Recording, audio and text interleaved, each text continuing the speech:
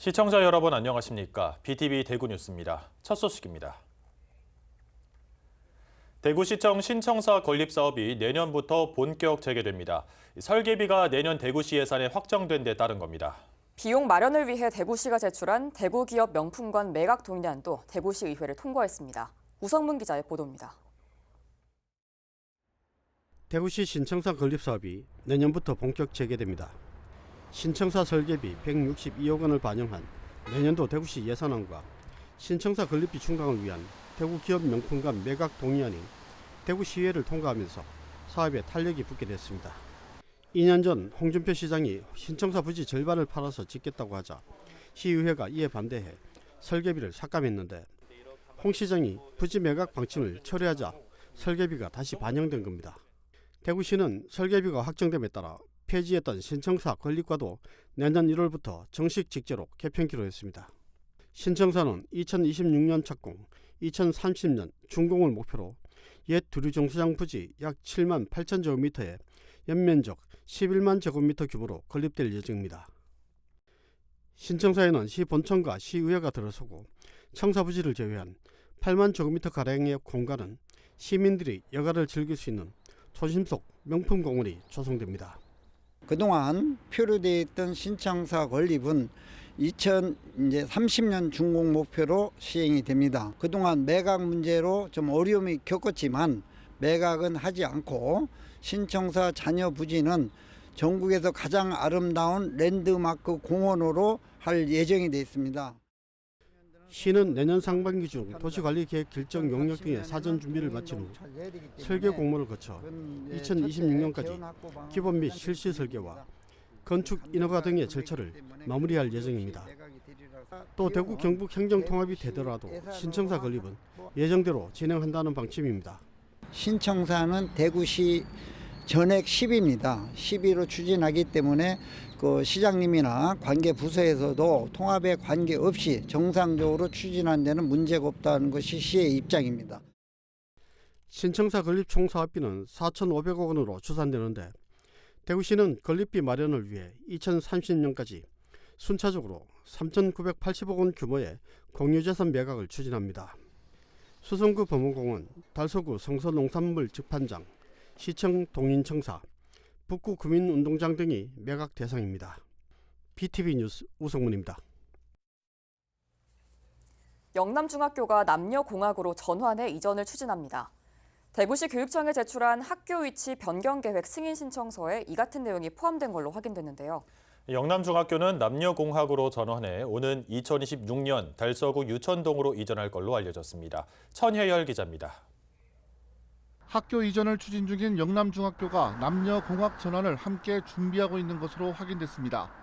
대구시 교육청에 따르면 학교법인 영남교육재단은 영남중학교에 대한 학교 위치 변경 계획 승인 신청서를 제출하면서 남녀공학으로의 전환을 요청했다고 밝혔습니다.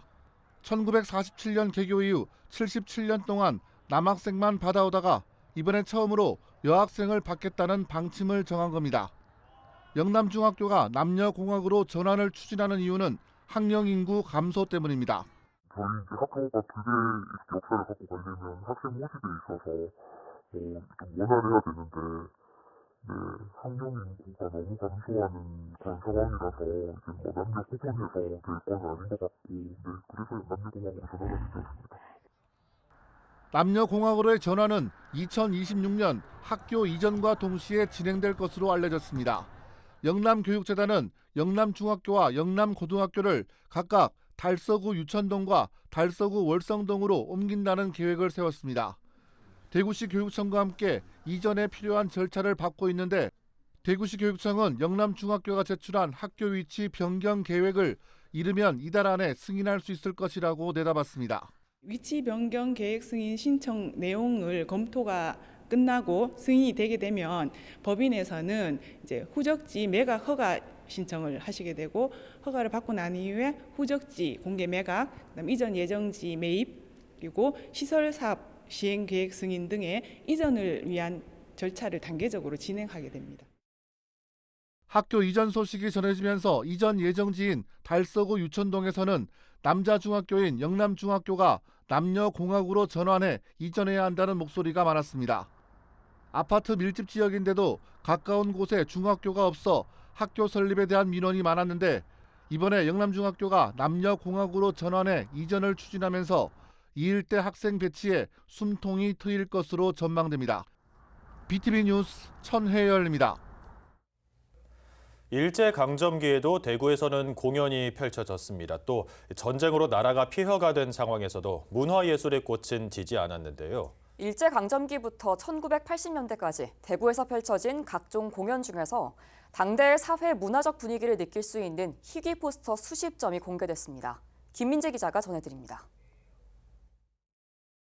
1938년 미국에서 제작된 영화 그레이트 왈츠. 일제강점기 시절 이 영화가 대구에서 개봉했을 당시 포스터입니다. 대구문화예술 아카이브가 소장한 포스터 중에서 가장 오래된 것입니다.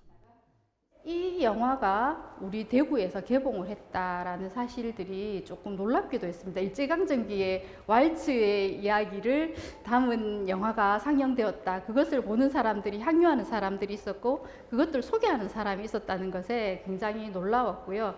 이 또 커다란 그 포스터가 아직도 남아서 저희에게 그 당시를 이야기해주고 있다는 점에서 6.25 전쟁이 계속되던 1952년 우리나라 1세대 남성 현대무용가 김상규는 대구문화극장, 현재의 한일극장에서 신무용 발표회를 열었습니다.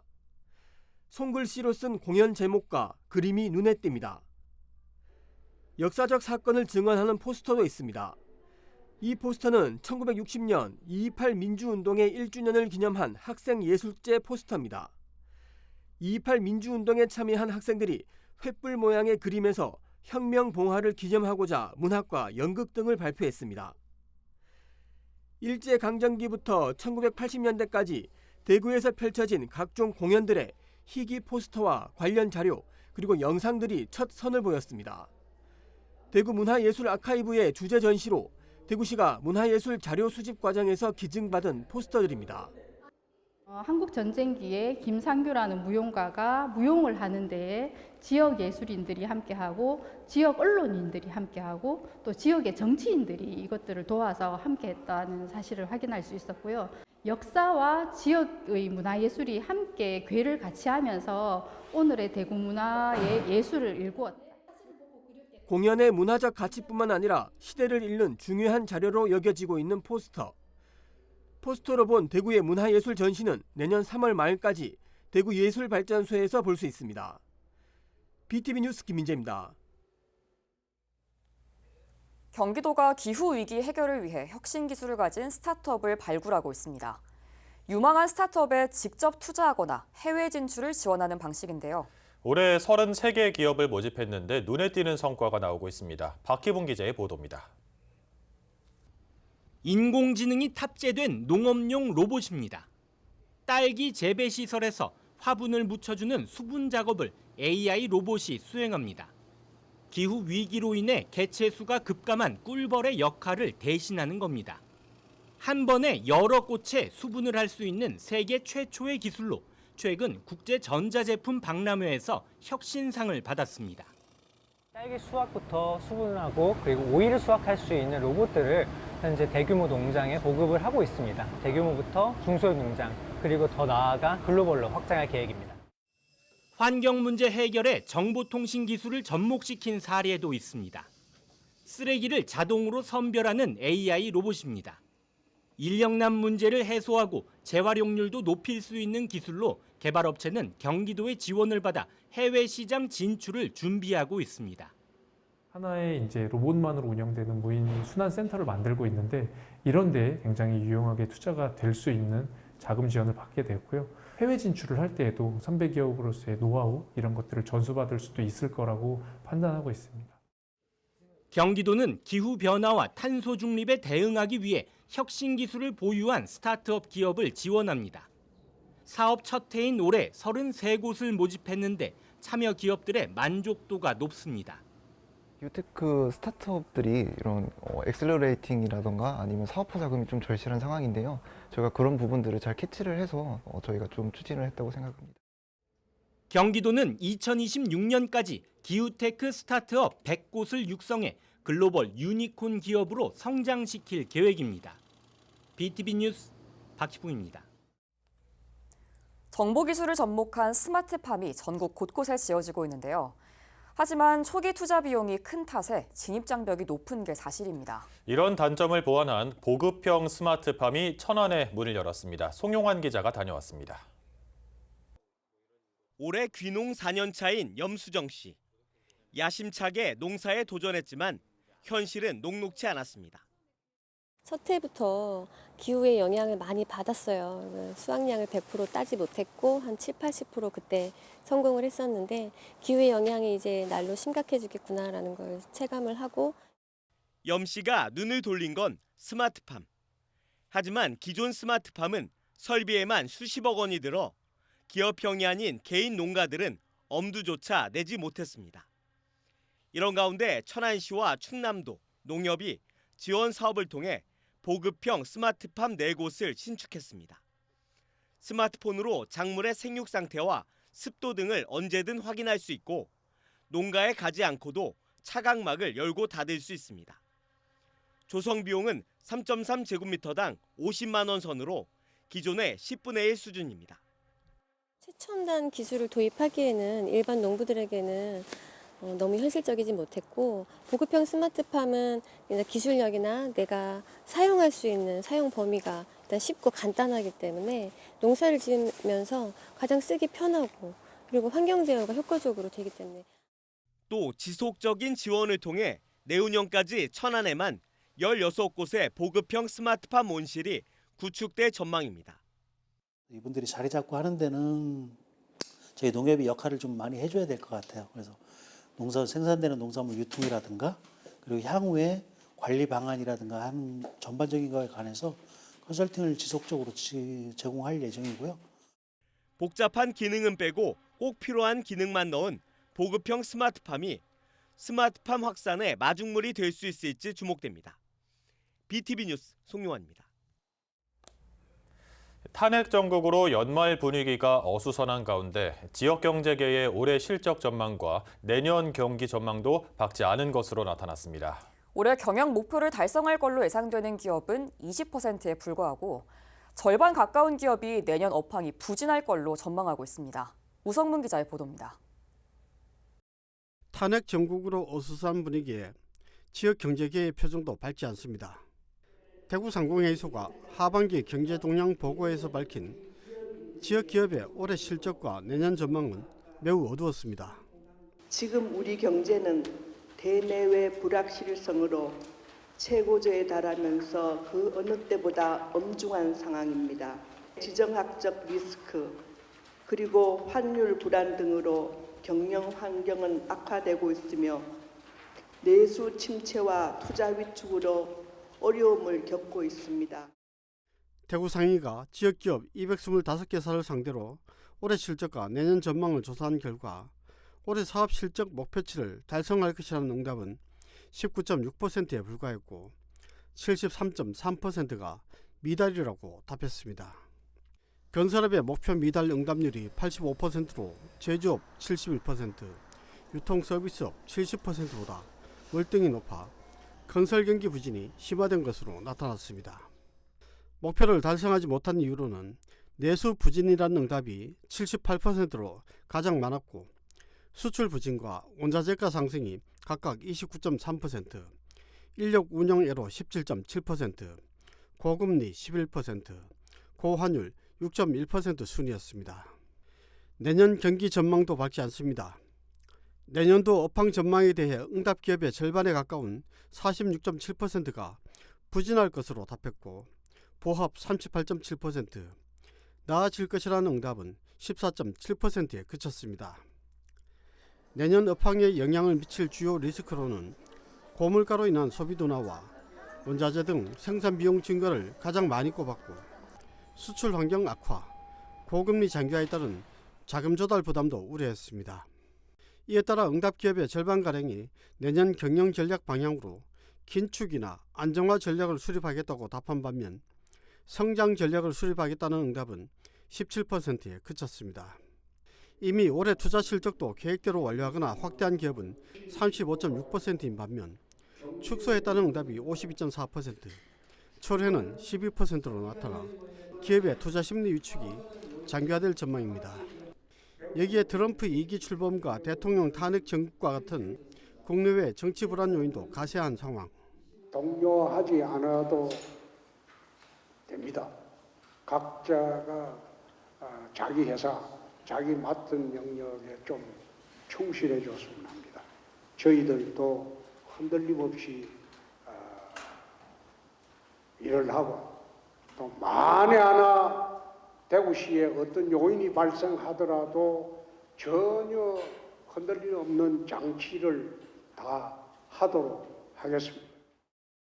한편 지역 기업들은 내년도 지역 경제 활성화를 위한 정책 과제로 소비 촉진과 금융 지원, 인재 확보 지원, 세제 지원 등을 꼽았습니다.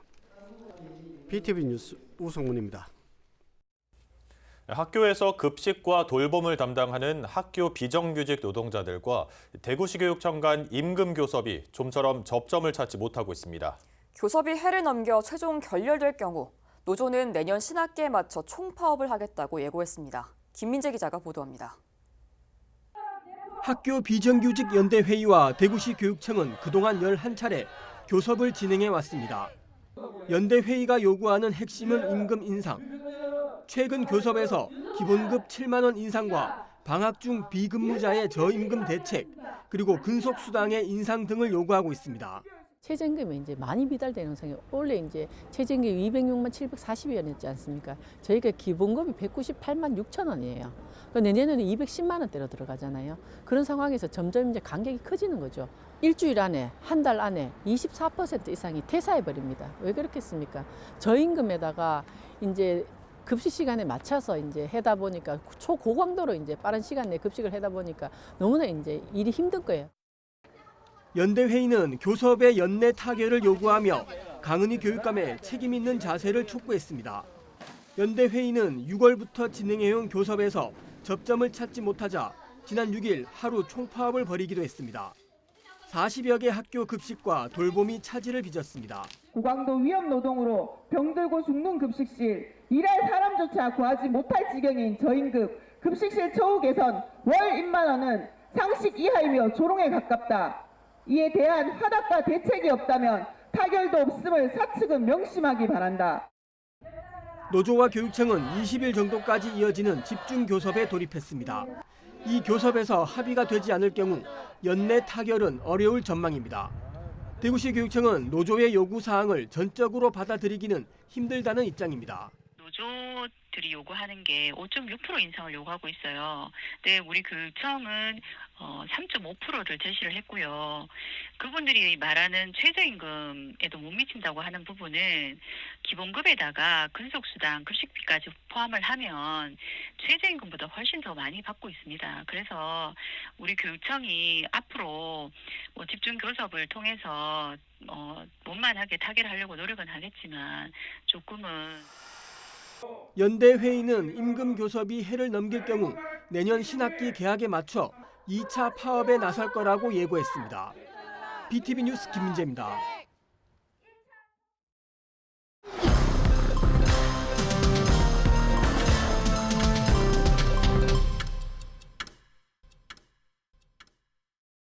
대구시가 저출생 위기 극복의 일환으로 대구의료원 통합난임치료센터를 내년 상반기 개소를 목표로 추진 중입니다.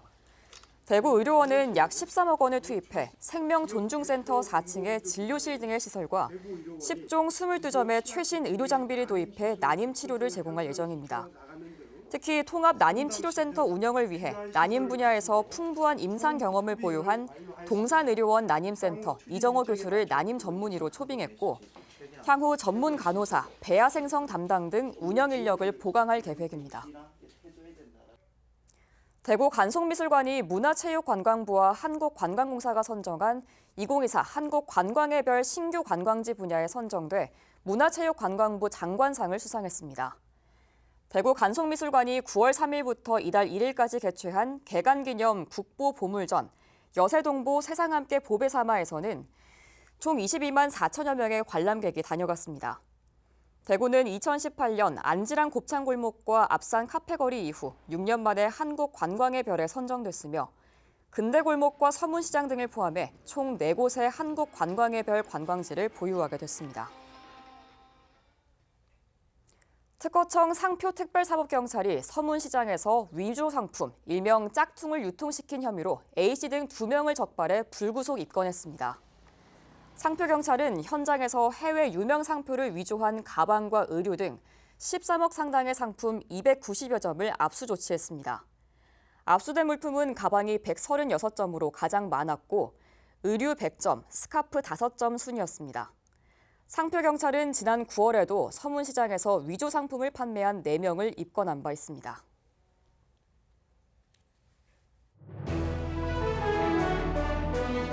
서구청이 전국에서 처음으로 가상 캠퍼스를 구현한 서구 학습 메타버스 앱을 출시했습니다. 앱에서는 온라인 강의와 토론실, 학습 전시실 등의 기능이 탑재되어 있습니다.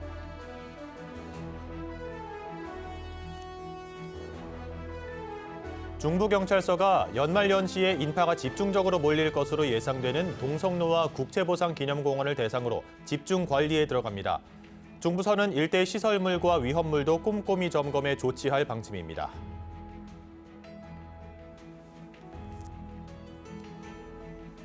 남구청이 봉덕동 고산골 일원을 대상으로 빗물과 오수를 분리배출하는 사업을 시작합니다. 사업은 오는 2027년 12월까지 진행되며 사업비는 총 113억 원이 투입됩니다.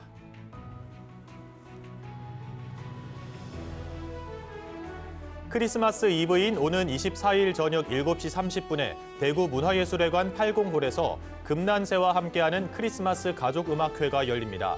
공연 관람료는 R석 3만 원, S석 2만 원이며 가족 단위 관객은 30% 할인됩니다.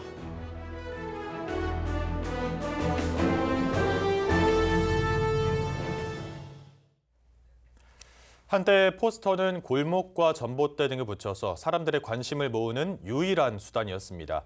그 후 아직까지 살아남은 포스터는 그날 그 시대의 공연을 생생하게 보여주는데요. 일제강점기와 6.25 전쟁통에도 대구의 문화예술은 늘 시민과 함께했습니다. 문화예술 도시 대구의 자부심은 그때부터 이어진 건지도 모르겠습니다. 앞으로도 지역 예술 활동이 활발하게 펼쳐질 수 있길 기대해봅니다. 이상으로 뉴스를 마칩니다. 저희는 시청자에게 힘이 되는 뉴스로 다시 찾아뵙겠습니다.